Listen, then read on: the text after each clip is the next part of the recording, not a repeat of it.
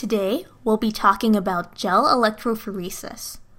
What is gel electrophoresis, you might ask? Well, it's a lab technique usually used in the biochemistry lab for separating out DNA or proteins based on their size.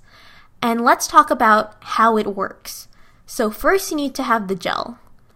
This can be made out of different kinds of substances such as agarose and polyacrylamide, both of which I'll discuss later.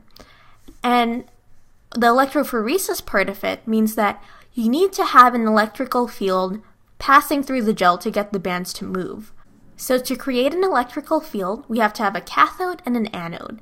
The cathode is on this side.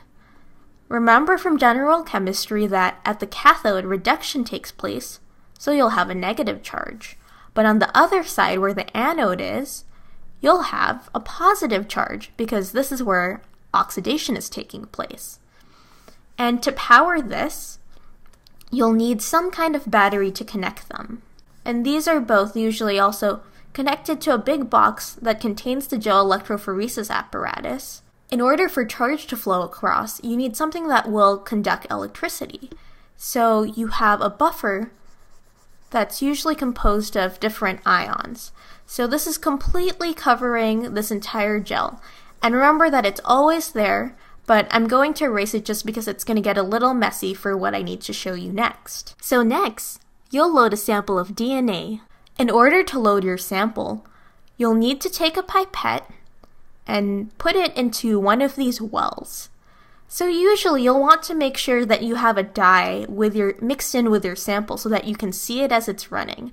So I'll show that as a pink line here. So I've filled that well, followed by yellow here, and green here. So that's just the color of the dye. It can really be any color you want. This will just help you track the movement of the bands later on. Once you have these bands, what will happen once you turn on the electrical field? Remember that DNA has a negatively charged backbone because of all the phosphate groups. So what you'll actually observe is that they'll travel towards the positive end. Okay, so maybe after a short period of time, what you'll see is that it'll look something like this. Maybe the pink will have split up into a few bands, indicating that there's a few different size fragments in there. With the yellow, you might only see one band, and with the green, you might actually have two bands, but they're so close together still that it's kind of hard to tell. So how can you really see what's going on? The solution is to let this run for a longer period of time. And eventually what you'll see is shown here at the bottom. You'll see that whatever size fragments were in your original samples have effectively split up by their size. And note that in pink, you'll always want to load something known as a DNA ladder.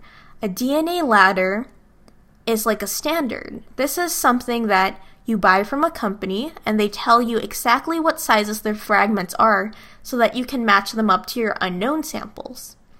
So this could be 400 base pairs, 200 base pairs, and 100 base pairs. And as you'll note, the smallest fragments travel the furthest. This is because the smallest things are really easy to push with the electrical field. But when you have such a big molecule, or rather a big DNA fragment, it can be hard to move. So you can see that the 400 base pair doesn't move too fast or too far. And what does this tell us about our unknown yellow and green samples? This shows us that the yellow sample has a band that's 200 base pairs long, and the green sample actually was composed of two different fragments, one that was 100 base pairs and another that was 200 base pairs. So what would we do with this information? If you needed a particular size of DNA, say for the next step of your experiment, if you wanted to insert it into a plasmid or a vector, you could cut this out of the gel and use it for that. Now let's talk about the two kinds of gels that are most commonly used. The first is agarose, and the second is SDS-PAGE. So agarose is a gel that's usually used for separating big pieces of DNA. So if you think about the pore size in the agarose, it has pretty big pores. So imagine it looking kind of like this. the gel is pretty big. There's big holes here, so that you'll be able to separate out the big pieces of DNA that come through. However, if you're trying to separate out little pieces, it won't be that obvious because they'll all just race through these giant holes. So remember that this is for big DNA fragments. Usually this is for DNA that's bigger than 50 base pairs. SDS-PAGE, on the other hand, can be used for very small things.